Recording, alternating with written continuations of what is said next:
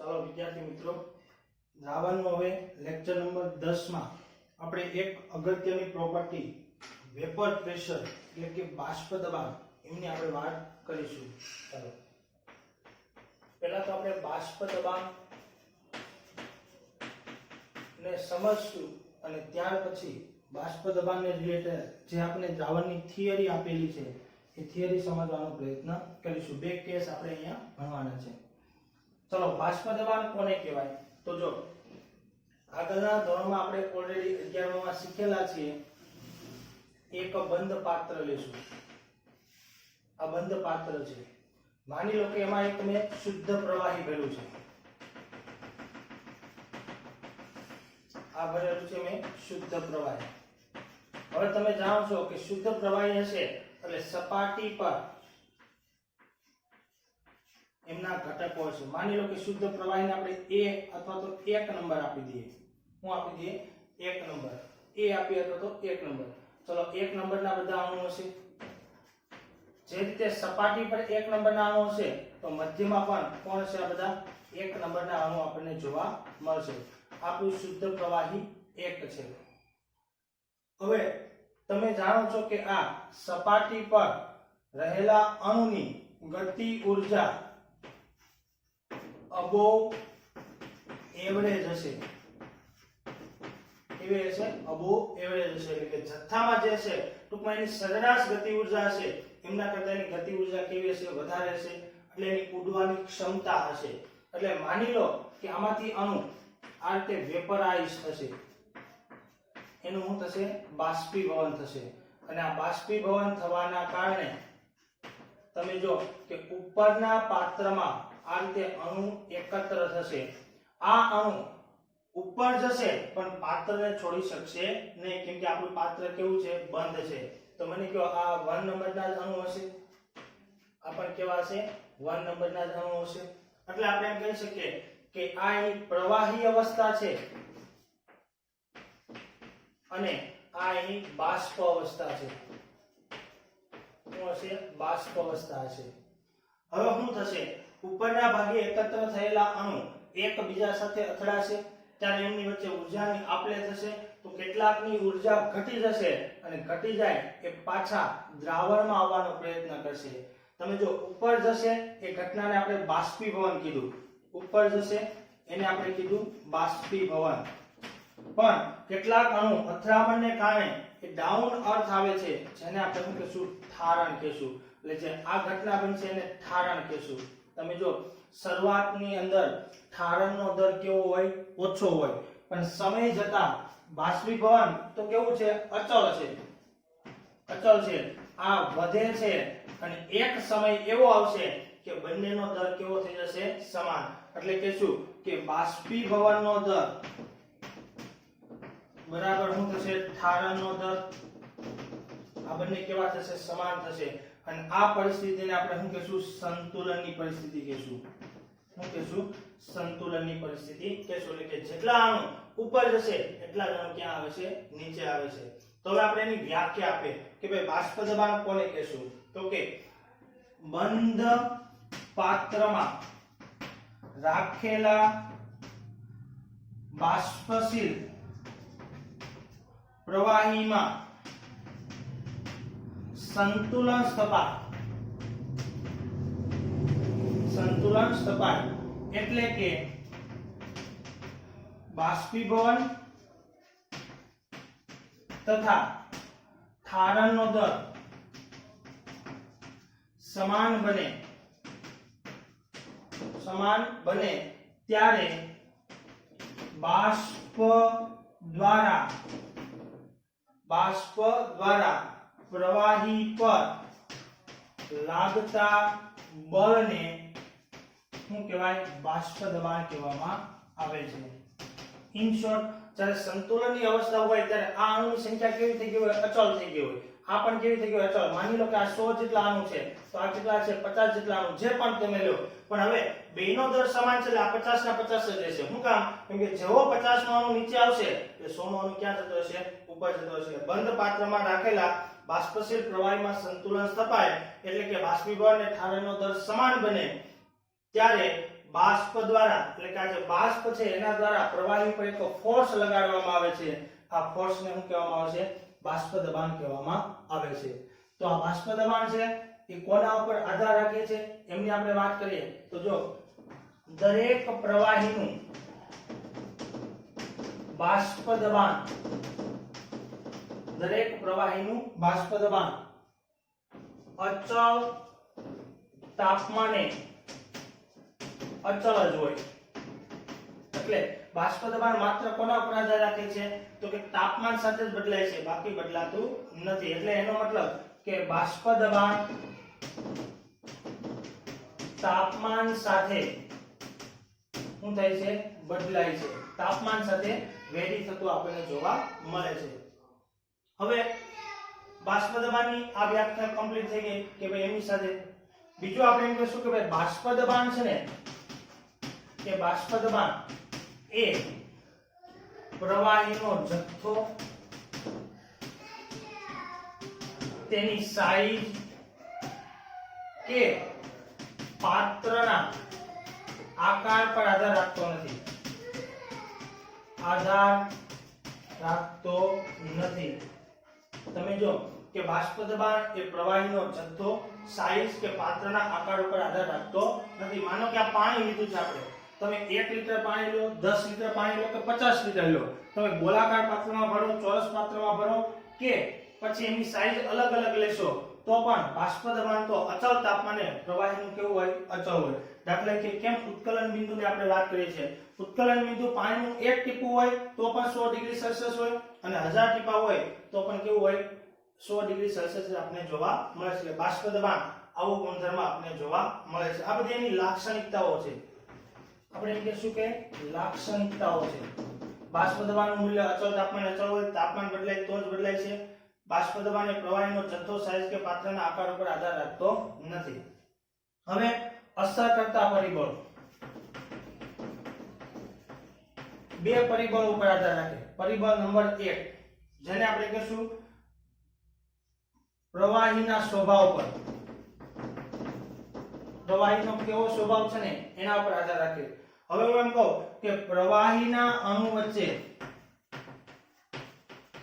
વચ્ચે force of attraction એટલે કે આંતર આણવીય આકર્ષણ વધુ તેમ બાષ્પ દબાણ ઓછું.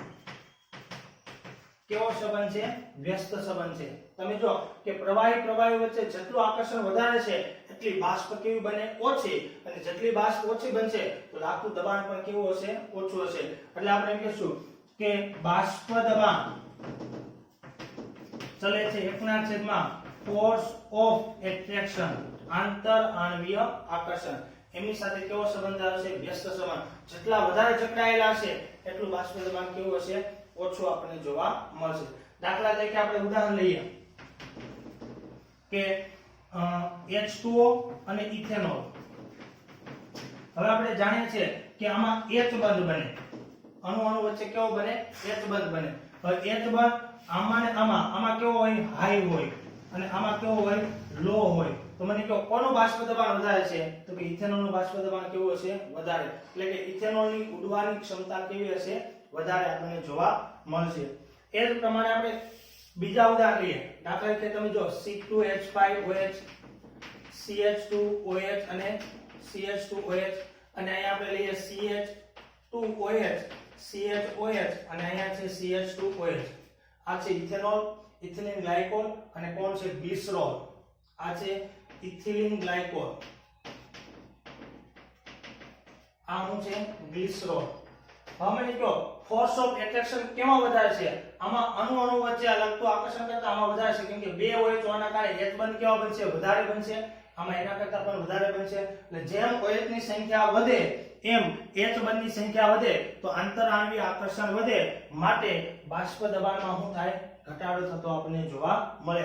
માટે આપણે એમ કહીશું કે ઇથેનોલ કરતા પાણીનું બાષ્પ દબાણ ઓછું હોય, ઇથેનોલ કરતા ઇથિલિન ગ્લાયકોલનું ઓછું હોય અને એના કરતા ગ્લિસરોલનું ઓછું આપણને જોવા મળે છે. ઓકે. બીજી આપણે એક વાત કરીએ નોંધ કે પ્રવાહી અથવા તો પદાર્થ બે પ્રકારના હોય. પદાર્થ બે પ્રકારના હોય,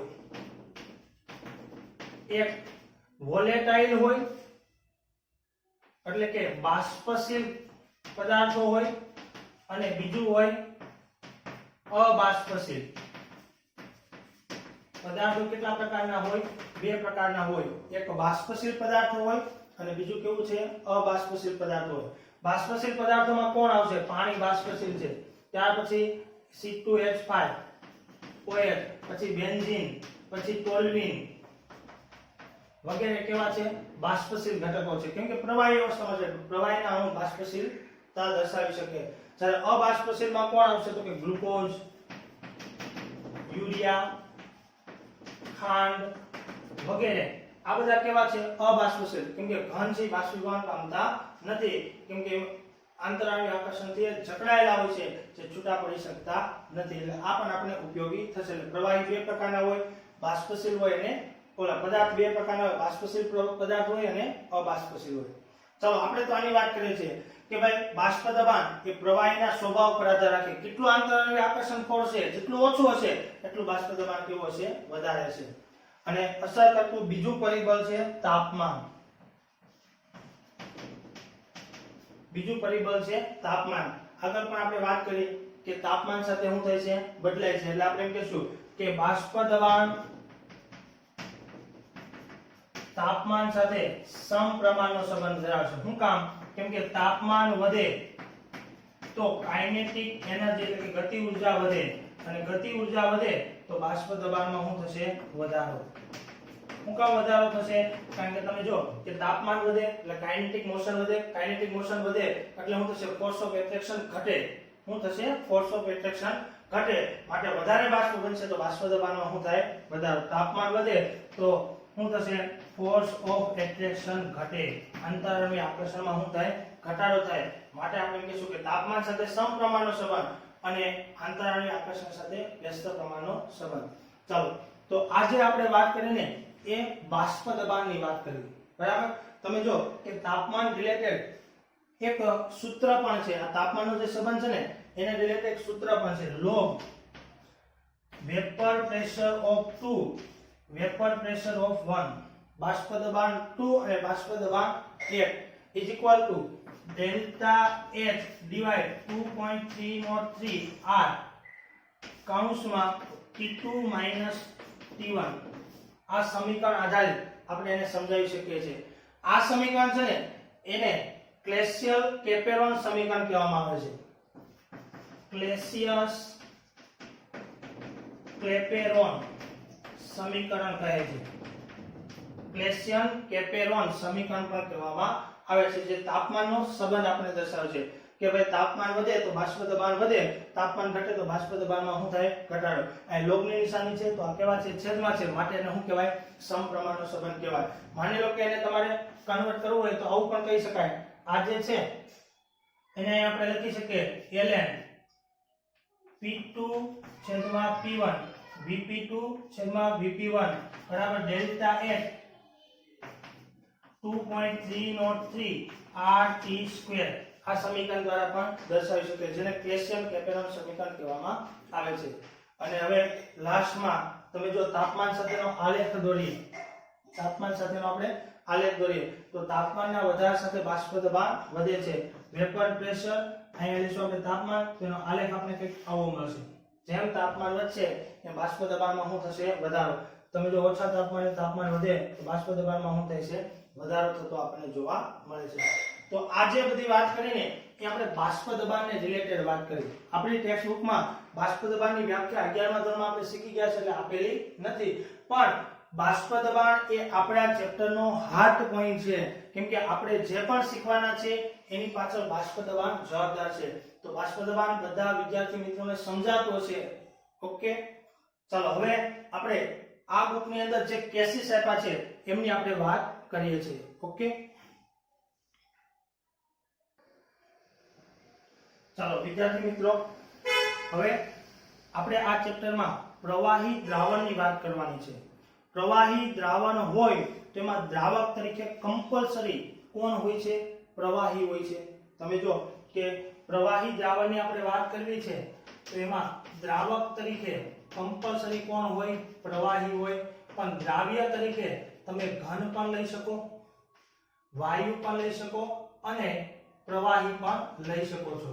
પણ આપણે અહીંયા બે જ દ્રાવણની વાત કરવાની છે. દ્રાવક તરીકે પ્રવાહી, એની સાથે ઘન લેશું અને એની સાથે પ્રવાહી લેશું. આપણે અત્યારે વાયુની વાત કરવાની નથી. કેમ? કારણ કે પ્રવાહી દ્રાવણમાં વાયુ દ્રાવ્ય થાય એના માટે આપણે હેનરીનો નિયમ તારવી ચૂક્યા છે. હેનરી આપણે બધી વાત સમજાવી છે કે ભાઈ તાપમાનના વધારા સાથે શું ફેરફાર થશે, દબાણનો વધારો કરશું તો દ્રાવ્યતામાં વધારો થશે. જે આપણે ઓલરેડી હેનરીએ આ બાબત સમજાવી દીધી છે. આપણે સમીકરણ કીધું P = kH. આ સમીકરણ દ્વારા સમજાવ્યું છે. ચાલો તો આપણે અહીંયા જે શીખવા જઈ રહ્યા છે એમાં પહેલો કેસ છે પ્રવાહી પ્રવાહી, એટલે દ્રાવ્ય પણ પ્રવાહી અને દ્રાવક પણ પ્રવાહી, અને એના બાષ્પ દબાણ ની રિલેટેડ આપણે વાત કરીએ છીએ. ચાલો પ્રવાહી પ્રવાહી માટે કરીએ તો આપણે પહેલા તો એક માહિતી લખીએ, દ્રાવ્ય અને દ્રાવક. ચાલો ભૌતિક સ્થિતિ કેવી? ચાલો બંનેની ભૌતિક સ્થિતિ, આની પણ પ્રવાહી અને આની પણ કેવી હશે? પ્રવાહી હશે. ઓકે. ચાલો સ્વભાવ કેવો છે? આ પણ બાષ્પશીલ, કેમ કે પ્રવાહી હોય એટલે બાષ્પશીલ હોય. આ પણ કેવા છે? બાષ્પશીલ છે. તમે જો કે આ કેસ લીધો છે તો બંને બાષ્પશીલ છે. આને આ કેસ લેશું તો શું થશે? આ બાષ્પશીલ થશે, આ કેવો થશે? અબાષ્પશીલ થશે. ચાલો ત્યાર પછી એના મોલની વાત કરીએ તો માની લો કે દ્રાવ્ય માટે આપણે 2 નંબર આપીએ, બરાબર?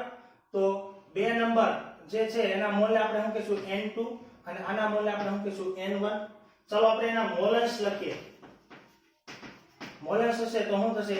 X2 અને શું આવશે? X1. અને આપણે બાષ્પ દબાણ લખીએ શુદ્ધ અવસ્થામાં તો શું થશે? તો કે P2 અને શું આવશે? P1. જો શુદ્ધ અવસ્થામાં હશે તો એને શું કહીશું? P02 અને P01. આપણે જે આગળ શોધ્યું કે શુદ્ધ અવસ્થાનું બાષ્પ દબાણને P વડે દર્શાવાય, અને જો શુદ્ધ અવસ્થાનું હોય તો એને નોટ P વડે દર્શાવવામાં આવે છે. અહીંયા 1 ને 2 આપણે ખાલી આપણી જાણકારી માટે નંબરો આપેલા છે. ચાલો સમજવા માટે આપણે આકૃતિઓ લઈએ.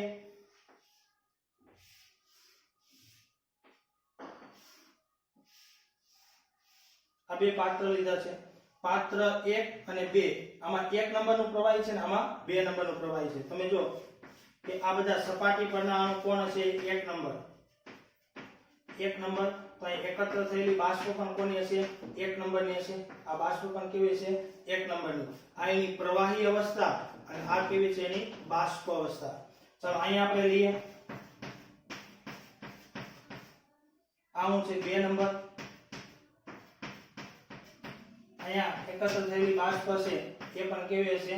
2 નંબર આપણને જોવા મળશે. તમે જો આમાં સંતુલન સ્થપાય, આમાં પણ સંતુલન સ્થપાશે, ત્યારે દબાણ દર્શાવે તેને શું કહેવાય? બાષ્પ દબાણ.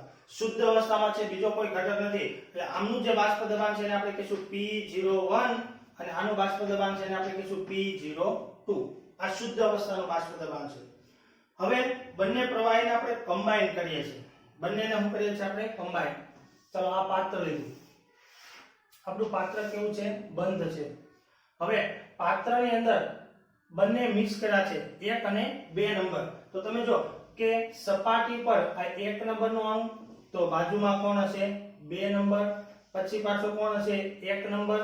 પછી 2 number, 1 number, 2 number, 1 number, 2 number, 1 number. આવું જોવા મળશે. સમજાય એટલા માટે મેં કલર અલગ કરેલા છે, તમે જોઈ શકો છો. આ રીતે હશે. પછી બાકીનો આ પ્રવાહી તો હશે. આ પ્રવાહીમાં પણ તમે જો કે અહીંયા 1 નંબર, 1 નંબર, 1 નંબર, 1 નંબર આવું હશે. અહીંયા પાછો કોણ હશે? 2 નંબર. આ રીતે આપણે કહી શકીએ કે નહીં? ચાલો 1 નંબરનો પ્રવાહી છે, આ 1 છે, તો આ 1 હશે, આ 1 હશે, આ 1 હશે, આ 1 હશે. 1 1 1 અને 1. કેમ કે દ્રાવણ એ સમાન અને એકરૂપ મિશ્રણ છે તો બધે ઘટકોનું પ્રમાણ કેવું હોય? સમાન હોય. 2 2 2 2 આવું થશે. ઓકે. હવે આમાં પણ શું થશે? ધીમે ધીમે આ પણ બાષ્પશીલ છે, આ પણ બાષ્પશીલ છે. આ રીતે બાષ્પમાં રૂપાંતર પામવાની શરૂઆત કરશે. તો મને કહો ઉપર એકત્ર થયેલા અણુ કેટલાક 1 નંબર હશે તો કેટલાક કેવા હશે? 2 નંબરના અણુ આપણને જોવા મળે છે. આ 2 નંબરના અણુ આપણને જોવા મળશે. કેટલાક 1 નંબર હશે તો કેટલાક કેવા હશે? 2 નંબરના અણુ આપણને જોવા મળશે.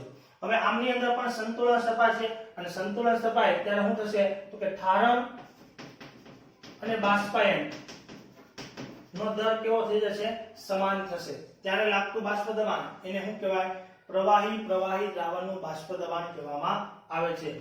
આ બાષ્પ દબાણ દ્વારા લાગતું જે બળ છે એ બળને આપણે શું કહીશું એનું બાષ્પ દબાણ કહેવામાં આવે છે. આ શુદ્ધ ઘટકોનું હતું અને આ કેવું છે પ્રવાહી દ્રાવણનું આપણે જોવા મળે છે. તો આમની સમજૂતી આપણે રાઉલ્ટ નામના વૈજ્ઞાનિકે આપી. ફ્રેન્કોઇસ રાઉલ્ટ નામના વૈજ્ઞાનિકે આમની સમજૂતી આપણને આપી છે. તો રાઉલ્ટે આ જથ્થાત્મક સંબંધની સમજૂતી આપી. એને આ જથ્થાત્મક સંબંધની આપણે શું આપી છે સમજૂતી આપી છે અને એને એક નિવેદન કર્યું છે. એનું નિવેદન છે કે બાષ્પશીલ પ્રવાહી માટે દ્રાવણના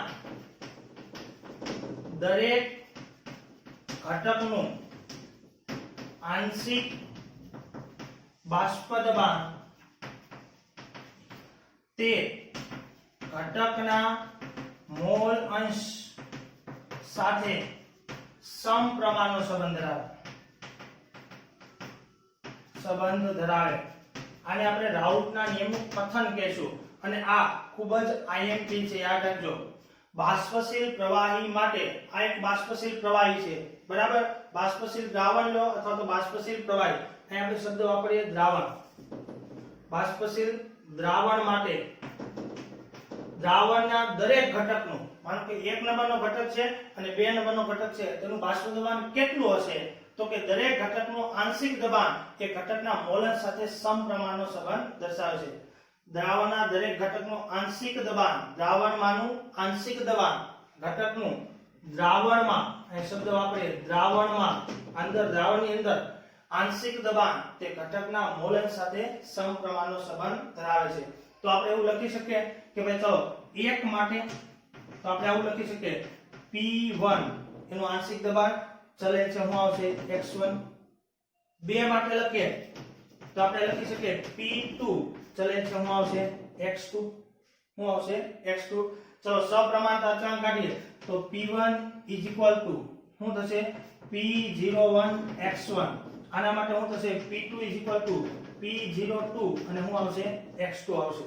હવે તમને એમ થાય કે અચળાંક તરીકે P01 હું કામ લીધું, k કેમ ન લીધું? ચાલો હું k લઈ લઉં છું. જો P1 બરાબર k x1, k1 લખી દઉં.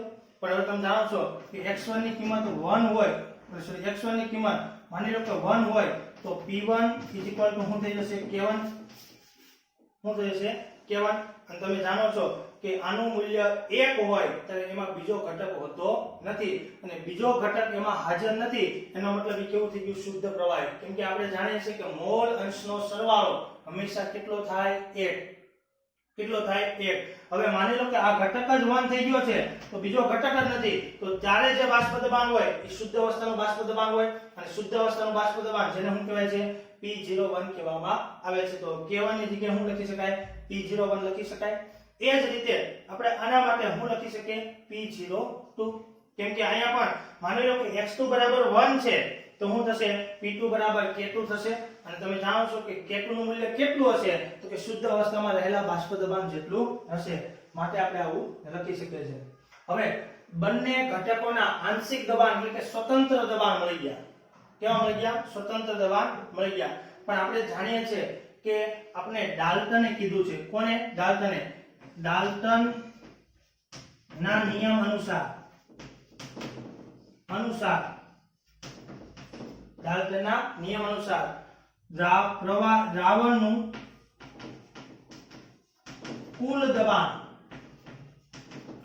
એ તેમાં રહેલા ઘટકોના આંશિક દબાણનો સરવાળો હોય. આંશિક દબાણનો સરવાળો હોય. તમે જો કુલ દબાણ કેટલું હશે તેમાં રહેલા આંશિક દબાણનો સરવાળો આપણને જોવા મળે છે. અને આંશિક દબાણનો સરવાળો આપણે સાદુરૂપ આપીએ તો હવે આપણે એની કિંમતો જ મૂકવાની છે. ચલો કિંમતો મૂકીએ તો P કુલ કેટલું થશે? ચલો P કુલ બરાબર આવું લખી શકું, P1 એક ઘટક અને P2 બીજો ઘટક. આપણી પાસે ઘટકો કેટલા છે? 2, 1 અને 2. ચલો એની કિંમતો મૂકીએ. આપણી પાસે કિંમતો પણ છે તો શું આવશે?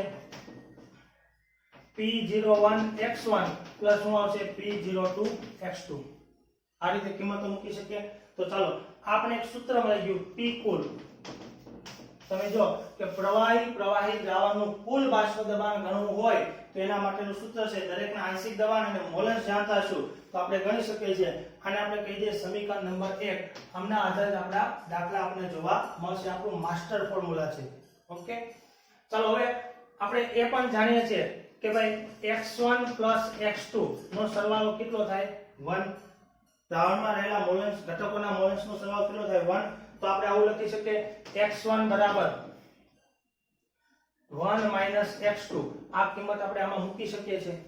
આમાં કિંમત મૂકીએ તો આપણે શું મળશે? જો P કુલ ઇક્વલ ટુ શું આવશે તો કે P01 1 x2 x1 ની જગ્યાએ કિંમત મૂકી પ્લસ P02 શું થશે?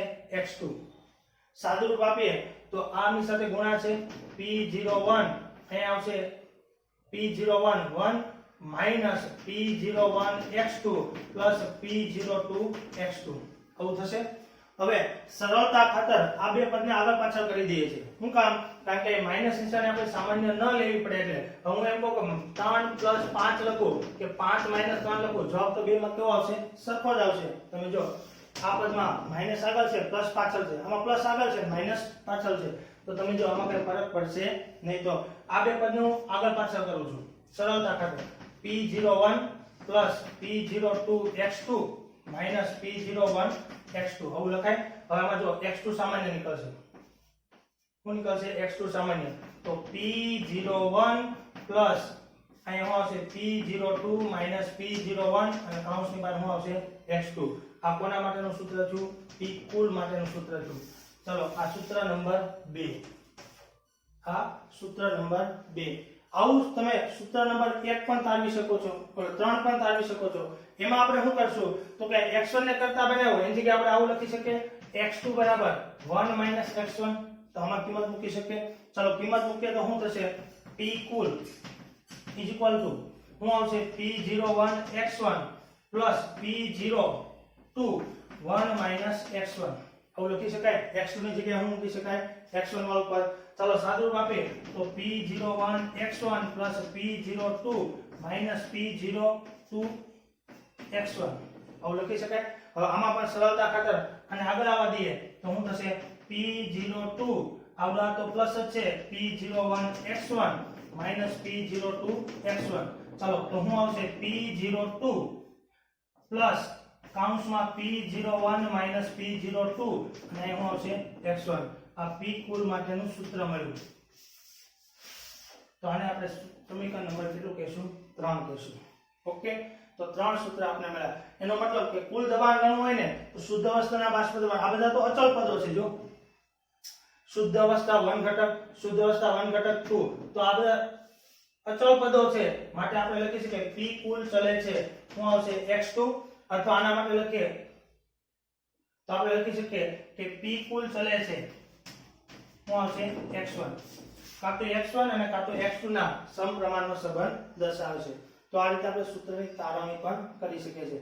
ટૂંકમાં દાખલાની અંદર પહેલા, બીજા અથવા તો ત્રીજા સૂત્રનો આપણે શું કરી શકશું? ઉપયોગ કરી શકશું. ચલો હવે આ સૂત્ર ઉપરથી આપણે કેટલીક માહિતી મળે છે. ચલો શું માહિતી મળશે?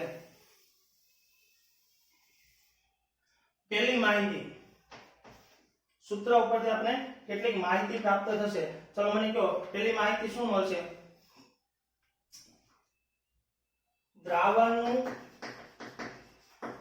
કુલ બાષ્પ દબાણ એ ઘટક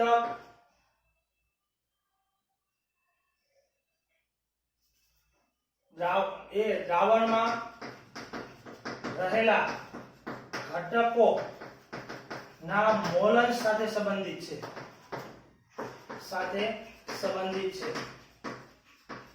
તમે જો કે આપણને શું માહિતી મળશે કોઈ પણ દ્રાવણનું કુલ દબાણ એ તેમાં રહેલા મોલન સાથે શું છે સંબંધિત આપણને જોવા મળે છે.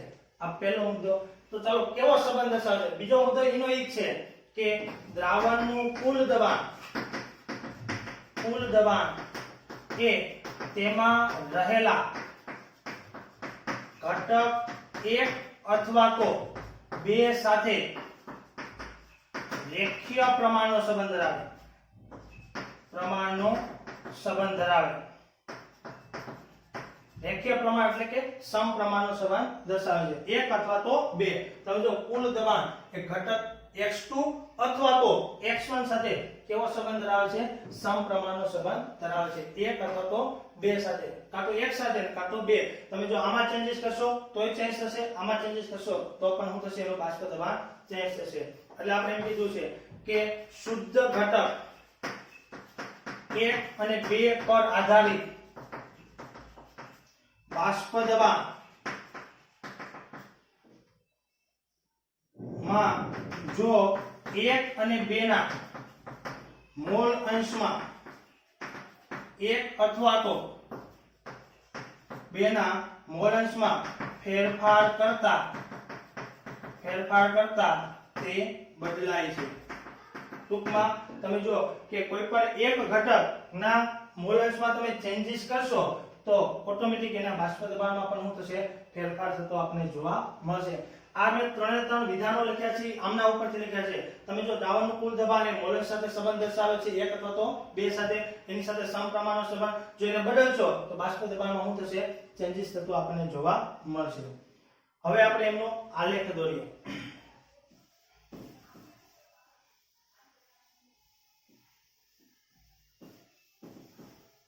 ચાલો આલેખ. હવે આપણા બે પ્રવાહી છે ને, એમાંથી એક પ્રવાહી વધુ બાષ્પશીલ હશે અને એક ઓછું બાષ્પશીલ હશે. તમને મેન્શન કરેલું હશે, બરાબર? દાખલા તરીકે અહીં આપણે 1 અને 2 ઘટકો છે, એમાંથી આપણે સમજી લઈએ, કહી શકીએ કે 1 કરતા 2 વધુ બાષ્પશીલ, બરાબર? આપણે ધારી લીધું છે. બાકી આપણે એમ કે ભાઈ પાણીની ઇથેનોલ હોય તો ઇથેનોલ કેવું છે? વધારે બાષ્પશીલ હશે.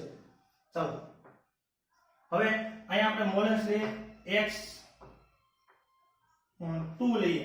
અહીં x2 નું મૂલ્ય કેવું છે? 0. ધીમે ધીમે આગળ જશે એટલે x2 નું મૂલ્ય શું થશે? વધતું જશે. x2 બરાબર કેટલા થઈ જશે? 1 મોલન્સ. અહીં x1 બરાબર કેટલા છે? 1. ધીમે ધીમે આ બાજુ ઘટતું જશે એટલે x1 બરાબર શું થશે? 0. કેમ કે મોલન્સનો સરવાળો કેટલો થાય? 1 થતો આપણને જોવા મળશે. એટલે આ અક્ષ ઉપર આપણે શું લીધું છે? મોલ અંશ. અહીં આપણે શું લીધું છે? મોલ અંશ. અહીં આપણે લેશું બાષ્પ દબાણ. અહીં આપણે શું લેશું? બાષ્પ દબાણ. ચાલો તો આલેખ દોરીએ. તો આલેખમાં શું થશે? જો x2 માટે પહેલા દોરીએ કે ભાઈ x2 ના મોલ જ્યારે 0 હોય ત્યારે બાષ્પ દબાણ કેવું છે? 0. હવે x2 ના મોલ જેમ જેમ વધતા જશે એ બાષ્પ દબાણમાં શું થશે? વધારો થતો જોવા મળશે. કેમ કે કેવો સંબંધ છે? સમપ્રમાણનો સંબંધ જોવા મળશે.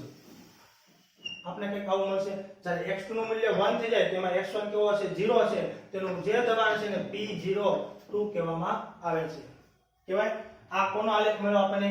P2 બરાબર P02 x2 એમના માટેનો આલેખ મળ્યો. એ જ રીતે તમે જો કઈ x1 બરાબર 0 છે એટલે 0 હશે. ધીમે ધીમે x1 બરાબર વધતું જશે એટલે આપણે આલેખ આવો મળશે. આ શું થશે? P01 માટેનો આલેખ. એટલે P1 બરાબર P01 શું થશે? x1. તમે આલેખમાં જોઈ શકો છો x2 વધે તો એનું બાષ્પ દબાણ વધે, આ વધે તો આમનું બાષ્પ દબાણ વધે છે. તો હવે એનું સરેરાશ બાષ્પ દબાણ કેટલું હોય? તો કે આ બેની વચ્ચે હોય. તમે જો કે P કુલ બરાબર શું હશે? P1 પ્લસ શું હશે? P2 આપણને જોવા મળશે. એટલે કે બે પ્રવાહીને મિશ્ર કરતા એનું કુલ બાષ્પ દબાણ એ ઓછામાં ઓછા બાષ્પ દબાણ અને વધુ બાષ્પ દબાણની વચ્ચે જોવા મળશે. આપણે કીધું ને કે ભાઈ 2 નંબર વધુ બાષ્પશીલ છે, તેનું બાષ્પ દબાણ માની લો કે 200 છે, આનું માની લો કે 100 છે, તો દ્રાવણનું કુલ બાષ્પ દબાણ કેટલું હશે? આ બેની વચગાળાનું હશે. જેનું પ્રમાણ વધારે છે એના તરફ સરેરાશ ઢળેલો આપણને જોવા મળશે. કેમ કે તમે જો કે 2 નંબરના માત્ર ને માત્ર આપણે ભણેલા છે તો વધારે ઉડે છે, 1 નંબરના ઓછા ઉડે છે. હવે બંનેને મિશ્ર કર્યું તો 2 નંબરના જે ઉડતા હતા એમાં 1 નંબરને કારણે શું થશે? ઘટાડો થશે. એટલે બાષ્પ દબાણ હંમેશા આના કરતા ઓછું થશે અને આમના કરતા બાષ્પ દબાણમાં શું થશે? વધારો થતો આપણને જોવા મળશે. તો તો આ રીતેનો આલેખ પણ આપણે સમજાવી શકીએ છીએ. તમે જો કે અહીંયા બાષ્પ દબાણ વધારે શું કામ છે? કેમ કે બે વધુ બાષ્પશીલ છે અને એક ઓછો છે, તો એક વધારે તો એનો આલેખ ઉપર આવે અને બે નો ક્યાં આવે? નીચે આપણને જોવા મળે છે.